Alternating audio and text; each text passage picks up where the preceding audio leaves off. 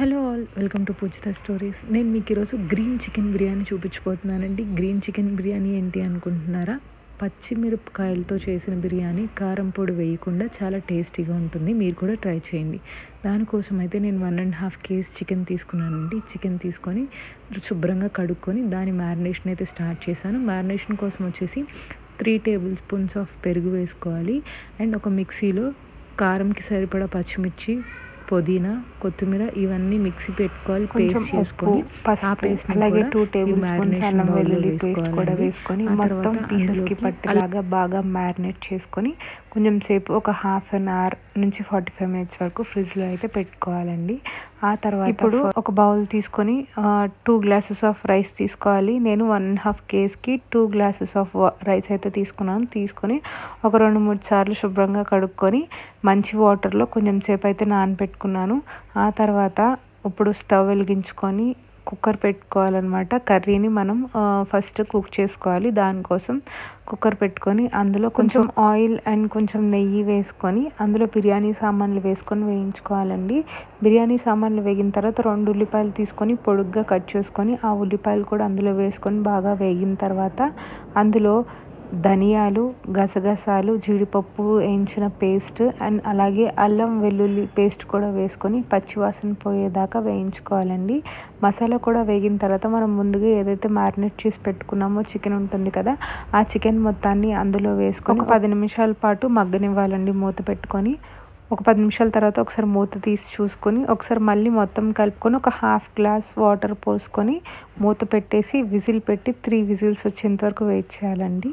Rice ఉడికించుకోవడానికి stove వెలిగించుకొని ఒక గిన్నె పెట్టుకొని అందులో ఒక 4 to 5 glasses ఆఫ్ వాటర్ పోసుకొని వాటర్లో ఒక 2 to 3 tablespoons ఆఫ్ నెయ్యి అండ్ బిర్యానీ సామాన్లు అలాగే కొంచెం నిమ్మకాయ పిండి మూత పెట్టేసి బాగా మరిగేంత వరకు ఉంచాలండి. అలా మరుగుతున్నప్పుడు మూత తీసేసి మనం బియ్యం ముందుగా నానబెట్టుకొని ఉంచుకున్నాం కదా బిర్యానీ రైస్, ఆ బిర్యానీ రైస్ని అందులో వేసేసి మళ్ళీ మూత పెట్టేయాలన్నమాట.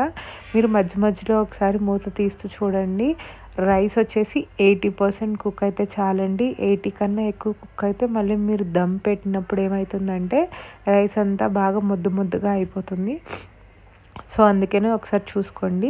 రైస్ అంతా బాయిల్ అయిన తర్వాత మొత్తాన్ని వడగట్టుకొని ఒకసారి కూల్ వాటర్లో దాన్ని తడపండి. అప్పుడు ఏంటంటే రైస్ అతుక్కోకుండా ఉంటుంది. ఇప్పుడైతే మనం దమ్ పెట్టడానికి బౌల్ తీసుకోవాలి. ఆ బౌల్ తీసుకొని ఫస్ట్ బౌల్లో కింద అండ్ చుట్టూ కూడా మొత్తం నెయ్యి రాసేయాలన్నమాట. ఎందుకంటే మనము కర్రీ వేసినప్పుడు మొత్తం అతుక్కోకుండా ఉంటుంది. ప్లస్ ఆ నెయ్యి ఫ్లేవర్ మొత్తం బిర్యానీకి వస్తుంది. సో నేనైతే కంపల్సరీగా దమ్ బిర్యానీ చేసినప్పుడు అయితే గిన్నె ఏదైతే మనము బిర్యానీ చేయడానికి గిన్నె తీసుకుంటామో ఆ గిన్నె కింద సైడ్స్ నెయ్యి అయితే రాస్తాను. ఇప్పుడు నెయ్యి రాసిన తర్వాత మనం చికెన్ ముందుగా కుక్ చేసుకున్నాం కదా, ఆ చికెన్ని ఫస్ట్ లేయర్ కింద వేయాలండి.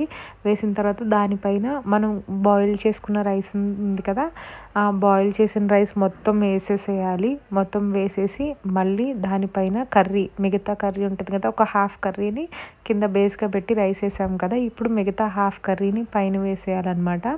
పైన వేసేసి దానిపైన ఏంటంటే కొంచెం నిమ్మరసం, కొంచెం కొత్తిమీర, పుదీనా అండ్ గరం మసాలా పౌడర్ వేసేసి మూత పెట్టేసి దానిపైన బరువు పెట్టి సిమ్లో లో ఫ్లేమ్లో 30 to 40 minutes అయితే ఉంచుకోవాలి. 40 minutes తర్వాత ఓపెన్ చేసి చూస్తే టేస్టీ గ్రీన్ బిర్యానీ, అది కూడా గ్రీన్ దమ్ బిర్యానీ అయితే రెడీ అయిపోతుంది. టేస్ట్ అయితే చాలా బాగుంటుంది. మీరు కంపల్సరీగా ట్రై చేయండి. ట్రై చేసి ఎలా ఉందో కామెంట్స్లో చెప్పండి. మా వీడియోస్ కనుక మీకు నచ్చితే లైక్ చేయండి, షేర్ చేయండి, అలాగే సబ్స్క్రైబ్ కూడా చేయండి. Thank you for watching. See in the next video. Bye.